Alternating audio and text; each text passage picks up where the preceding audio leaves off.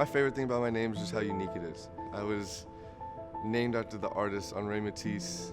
It makes me feel like I can stand out a little bit because if your name's unique, you might as well be unique too. I was backpacking throughout Europe and I passed this art museum that was having a Matisse exhibition. And I looked at Henri Matisse's art and I just fell in love with it. And then the name, I was like, Matisse.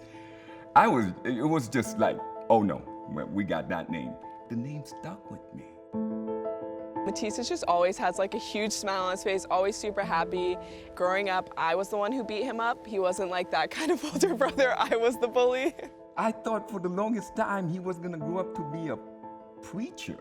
This kid is full of emotions and sensitivity. He is his mother's child. His mom was very sensitive to life, to people's emotions, and that's why she became a doctor.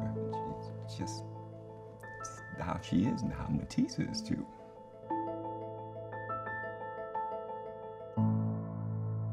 When did you first fall in love with basketball? I mean, before I can even remember, my mom and dad told me that they had got me some little hoop, and for some reason I just never let go of the ball. Basketball, I feel like, is like that perfect combination of like fast pace, teamwork, and there's never a dull moment.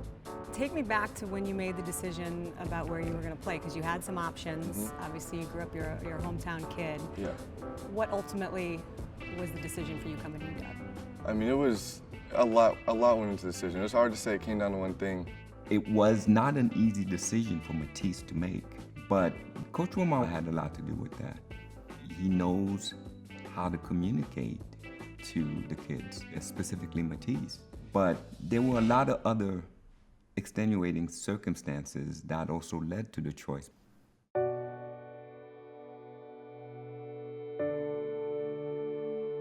Elizabeth, she felt like she was not well. I was 16. Okay. My dad's like, when you have a family meeting, and usually that was not a good thing. And my mom, she never said it was cancer, but then once she brought up how she would have to go through chemo, then like it clicked like that, she has cancer. Her immediate reaction was, this will not interfere with whatever the kids need to do and have to do. They are gonna live their normal lives, and you're gonna make sure that you're gonna make me promise. She said, you're gonna promise me that that's what's gonna happen. She passed away when I was 17.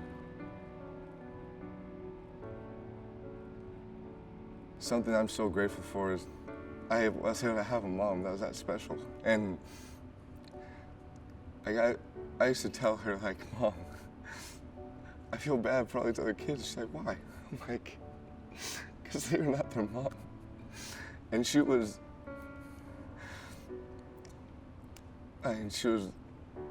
perfect. I hate to use the word perfect, but like, I can't find a better way to describe her. Like she did it all.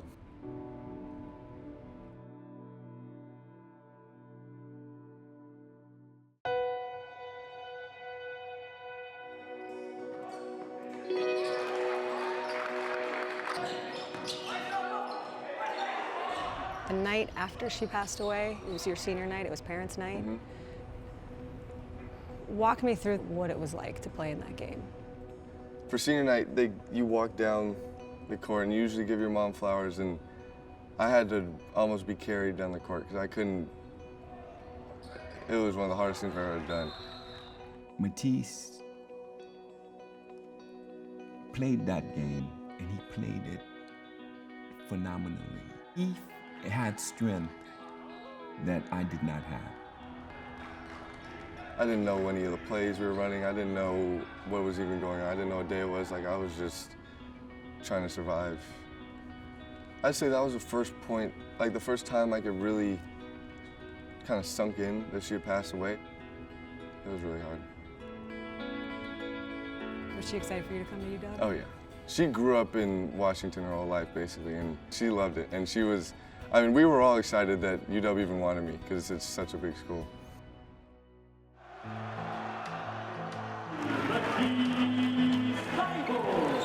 Thybulle following his own shot with the finish. Offense to Thybulle. Give and go. Sets his feet, launches a two-hand jam. Thybulle a three straight away. He knocked it down, and boy, did the Huskies need that. I know you had a really close relationship with Lorenzo Romar. You find out he's leaving. Did you think you were going to leave too? I mean, yeah, there was a lot of questions because us players really had no idea what was going on. So when he got fired, we were all just, me especially, I was sitting there like, well, what do I do? He agonized over it, and because it hit him really hard because he believed in Coach Romar. And we all do. I am so happy and pleased for you all to meet our men's basketball coach at the University of Washington. Please join me in welcoming Coach Mike Hopkins. I remember sitting down with Matisse and his father. He had flown in, and we sat down in my office at a little table, and I just shared my vision. He was very, very straightforward with me too, and about his vision, and I agreed with it. I said, Coach, hey, okay, I believe in you. And he takes out a card, and he gives it to me, and he's like, I want to give you a history of his family. And you know, his mother had passed, so it's a picture of his mother pregnant with him, his sister. And it was just, you're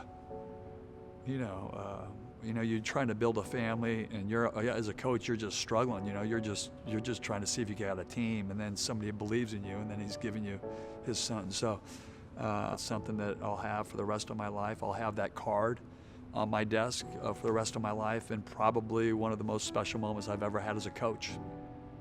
We came to UW for the family part, and when Coach Romar left, it kind of felt like that family might not ever be the same. And once we met Coach Hop and my dad came up and we sat down with him, it was a done deal. We fell in love with him.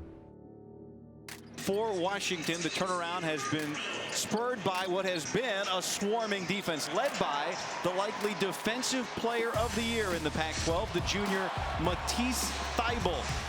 Where did the effort by Thybulle come from? Thybulle breaks up the pass.